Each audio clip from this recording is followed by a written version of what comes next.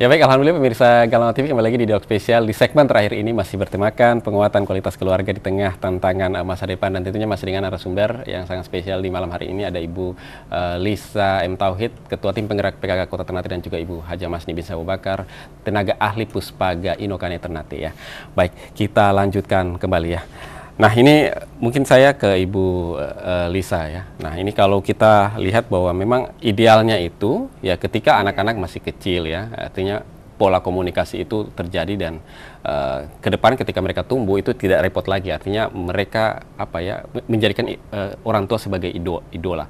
Nah, kalau dengan tadi pernyataan Ibu Masni, dengan problem yang di luar sana itu anak-anak merasa tidak diperhatikan, kemudian ujung-ujungnya mencari perhatian di luar, dan itu juga tidak baik juga. Nah, kalau kita untuk kembali ya membentuk karakter keluarga dengan sesuatu yang sudah terjadi ini, apakah masih ada waktu untuk kita perbaiki lagi? Terima kasih Pak Mat. Bagi saya harus. Karena apa? Anak-anak yang sudah misalnya terlibat taruhlah pernikahan dini tadi akibat pergaulan seks, kalau kita tinggalkan apa jadinya. Jadi intinya ketika mereka jatuh, kita harus ambil untuk bangkit kembali, kita rangkul kembali, tidak bisa kita lepas. Kalau seperti itu, masalah yang mereka hadapi akan lebih susah lagi Pak Mat. Jadi taruh misalnya contoh masalah narkoba. Ketika ada anggota kita yang terjebak dalam masalah narkoba, kita tidak bisa melepas mereka seperti itu, tidak menganggap, mungkin paling kasarnya tidak menganggap mereka bagian dari keluarga kita. Kita harus ambil, kita rangkul, ya, kita ambil kembali mereka, kita dengan penuh kasih sayang merangkul mereka dan memberikan semangat bahwa ini bukan hal yang harus berakhir, tapi mereka harus bangkit lagi. Kemudian juga masalah kesehatan, misalnya karena kita tidak bisa pungkiri kalau narkoba mungkin ada sebagian yang larinya ke penyakit HIV/AIDS ya. Saya mungkin karena lingkungan kerja saya bisa melihat hal-hal itu. Sebenarnya sedih Pak Mat ya. Kalau kita sebagai anggota keluarga melihat seperti itu, kemudian torang terambil rangkul anak-anak itu, kasihan siapa lagi yang harus lihat.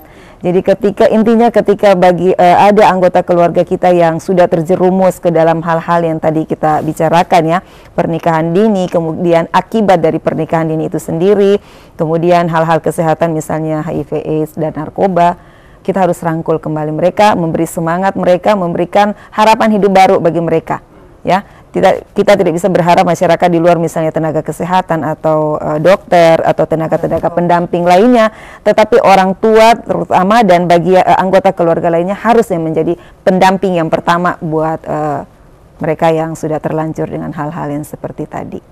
Tidak bisa kita lepas Pak Mat. Kalau lepas sama dengan mereka sudah jatuh masuk lagi ke dalam kehancuran. Itu. Ya, baik. Menjadi tanggung jawab bersama. Ya, menjadi tanggung jawab bersama. Artinya ini mungkin ya jadi pembelajaran juga bagi ibu-ibu di luar sana ketika kita memiliki anak, katakanlah 5 orang perempuan. Ya, 1 mengalami persoalan ya, kecelakaan dan sebagainya. Nah, 4 ini yang harus diselamatkan. Seperti itu ya. Iya. Oke. Baik. Nah, kalau kualitas keluarga itu ukuran yang harus kita capai itu seperti apa yang kita harus dapat Ibu?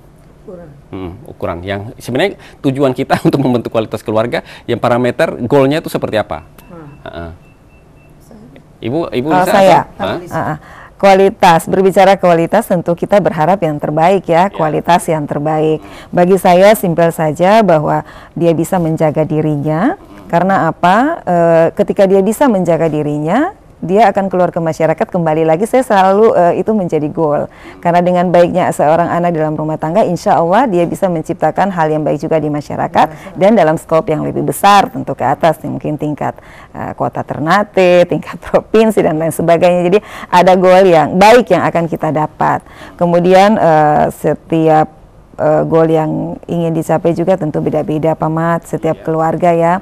Yang terpenting bagi saya adalah dia bisa menjaga diri, kemudian dia menjalankan syariat-syariat agama. Itu yang terpenting.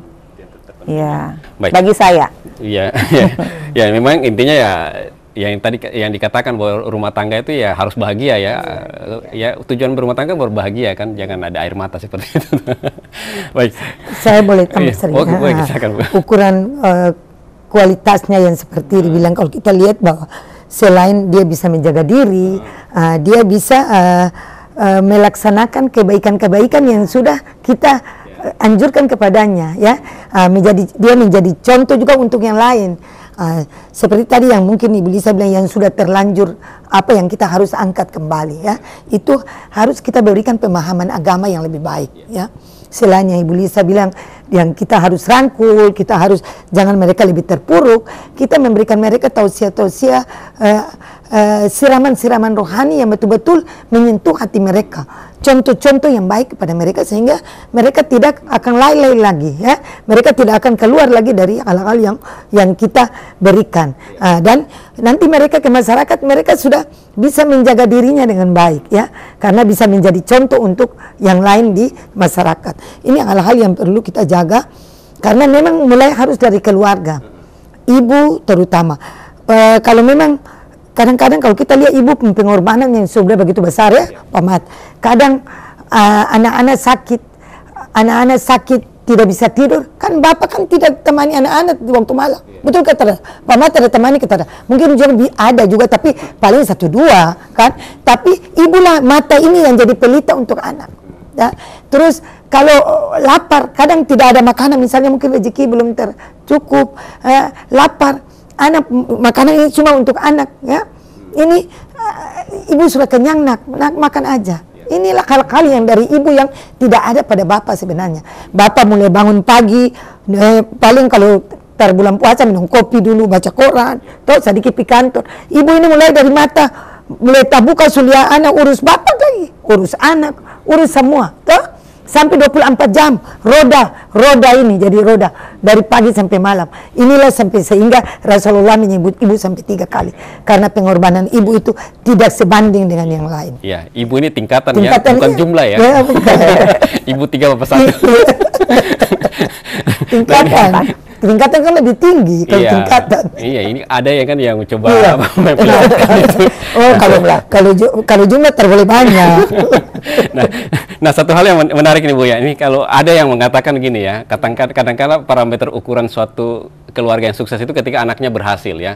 Oh, semuanya harus sarjana, semuanya gini baru dikatakan sukses. Itu benar tidak itu? Saya tidak memahami hal seperti itu ya. Karena tadi saya sampaikan bahwa berbeda-beda goal yang ingin dicapai oleh masing-masing keluarga. Ketika yang lainnya mungkin dengan sukses anak-anaknya dalam pendidikan, kita tidak tahu ada mungkin hal-hal lain yang menjadi kekurangan mereka. Jadi bagi saya itu relatif, tergantung dari masing-masing keluarga, dan pendidikan bukan tujuan utama. Kalau saya, ada hal-hal lain lagi yang bisa menjadi ukuran sukses bagi seorang keluarga. Iya. Baik ya, buat apa ketika keberhasilan dan juga dari diri anak itu sendiri untuk bisa membawa dirinya untuk apa? Jadi bukan cuma sukses sarjana, tetapi hal-hal lain yang akhlak mereka itu juga yang menjadi kebahagiaan yang harus kita bahagia sebagai orang tua. Jadi bukan cuma sukses karir saja ya. Kalau istri misalnya, suami jangan sukses karir saja, tapi marilah kita menjaga akhlak kita sesuai dengan akhlak baginda Rasul Sallallahu Alaihi Wasallam untuk ketentraman dalam keluarga maupun masyarakat. Baik anak, suami maupun ibu harus sifat relatif. Jadi mungkin dia punya kelebihan, ada juga kekurangan seperti ibu. Ini ada kekurangan, dia ini punya kelebihan juga ada, bisa kolaborasi untuk kita mendapat yang lebih baik ya. Gitu. Ya, buat apa anak kita sukses tapi dia jauh dari orang tua misalnya gitu ya, atau jauh dari saudara-saudaranya seperti itu ya. Nah, itu yang perlu keseimbangannya yang perlu dijaga. Nah, ini kalau misalnya kita menerjemahkan orang tua milenial, anak nangis sedikit-sedikit kasih HP ya. Sekarang ini kan cari-cari praktis. Nah, ini sebuah tantangan juga ya. Kalau saya berpikir iya, karena dengan era digital sekarang kita harus lebih cerdas dalam penggunaannya.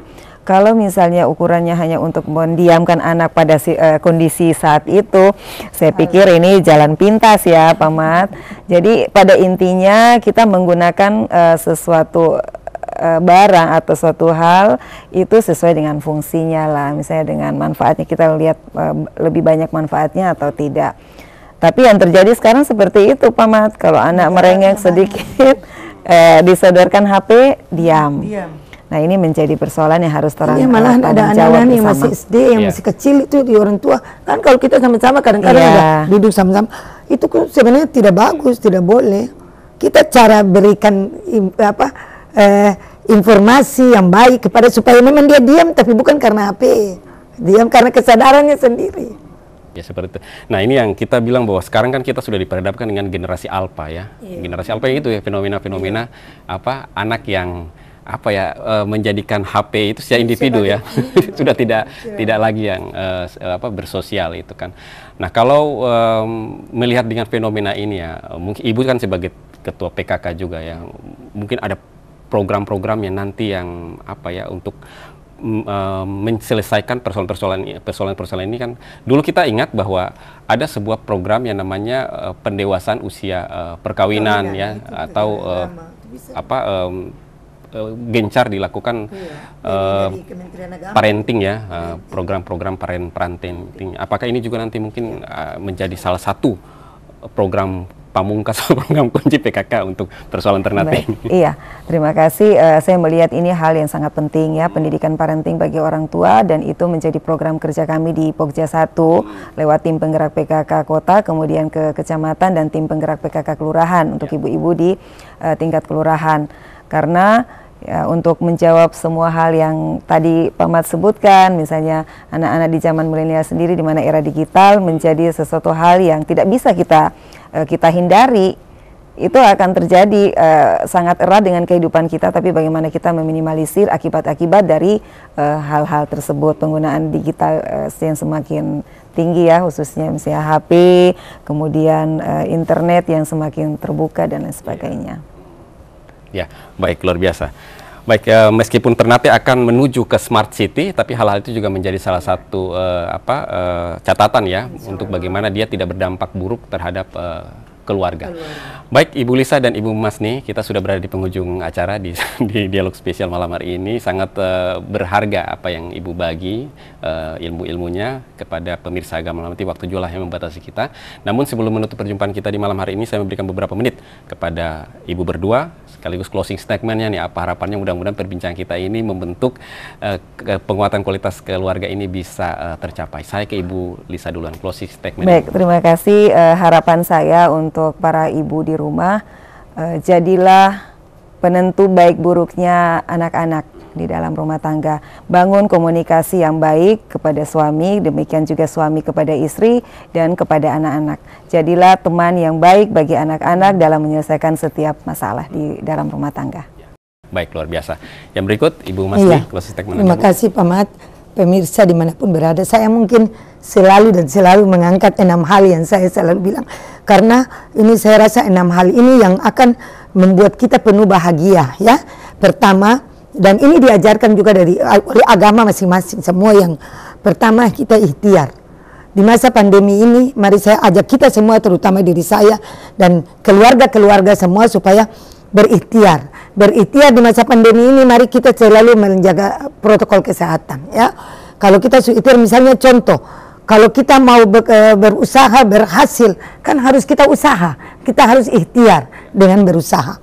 Nah, kalau sudah kita ikhtiar, kita ikhlas kepada Allah, kepada Tuhan ya, bahwa sesuatu yang diberikan itu karena takdir Allah, dan kita cuma mencari solusi untuk yang terbaik ya, karena semua sudah digariskan. Ya, kalau kita sudah ikhlas, ikhlas, kita bersabar. Karena Allah janjikan apabila hambanya bersabar, Allah akan mengampuni dosa, menerima segala amal, dan mengangkat derajat mulia di sisi Allah Subhanahu wa Ta'ala. Terus kita bersyukur. Keempat ya, bersyukur. Kita bersyukur bahwa Allah bilang di dalam Al-Quran, Bismillahirrahmanirrahim. La in sakartum la azidannakum wa la in kafartum inna azabi lasadid. Apabila hambaku bersyukur, aku akan tambah nikmat kepadanya. Tetapi bila tidak bersyukur, sungguh azabku amat pedih. Itu Allah janji. Jadi kita sebagai manusia, mari kita jaga supaya kita tidak mendapat azab, tetapi kita mendapat kebahagiaan dari Allah Subhanahu wa taala. Kita sudah bersyukur, kita berdoa. Karena doa juga itu besar, apalagi doa untuk anak-anak kita. Ya, apalagi dengan keadaan sekarang ini Pak Mat, kita harus banyak berdoa anak-anak. Doa Rabbana hablana min azwajina wa dzurriyyati qurrata a'yun waj'alna lil muttaqina iman. Ya Allah, jadikan anak-anak yang saleh dan salehah, yang bisa membawa diri mereka yang baik, ya. Terus Rabbi ja'alni muqimas salati wa min dzurriyyati rabbana wa taqabbal doa. Ya Allah, jadikan diriku dan keturunanku selalu melaksanakan salat, karena salat mencegah perbuatan keji dan mungkar.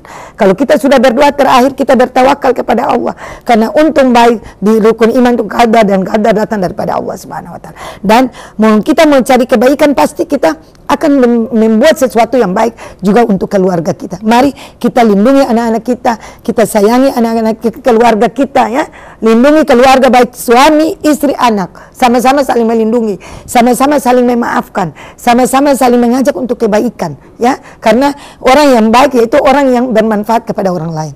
Jadi mungkin hal-hal ini mudah-mudahan menjadi motivasi juga untuk saya dan pemirsa untuk membawa kehidupan ini menjadi kehidupan yang lebih baik. Terima kasih. Ya, baik, luar biasa ya. Intinya bahwa memang untuk kita nyaman, bahagia, kembalilah ke keluarga. Baik, terima kasih Ibu Lisa M. Tauhid ya, sudah berbagi banyak hal di malam ini, kesempatan malam ini. Mudah-mudahan ini juga menjadi spirit baru, informasi baru, edukasi kepada publik yang menyaksikan. Dan juga Ibu Masni juga kesehariannya juga sebagai aktivis juga ya, bagaimana menerima banyak persoalan-persoalan di keluarga ini. Sudah banyak berbagi banyak hal, mudah-mudahan ini tidak terjadi lagi ya. Insya Allah, mudah-mudahan mengurangi sedikit demi sedikit. Ya, baik, luar biasa. Intinya bahwa kualitas keluarga di Ternate ini harus benar-benar lebih baik lagi ya, daripada sudah di tengah tantangan yang tadi kita sebutkan. Tantangan yang positif, bukan baik, negatif. Ya. Baik, luar biasa. Baik pemirsa Gama TV, terasa sudah 1 jam kita berdiskusi panjang lebar di malam hari ini. Intinya harapan kami, apa yang kami sajikan di kesempatan malam hari ini bisa bermanfaat bagi Anda. Dan saksikan terus program Dialog Spesial dari hari Senin sampai dengan hari Jumat jam 8 malam hanya di Gama TV. Semakin mantap, sampai jumpa. Wassalamualaikum warahmatullahi wabarakatuh.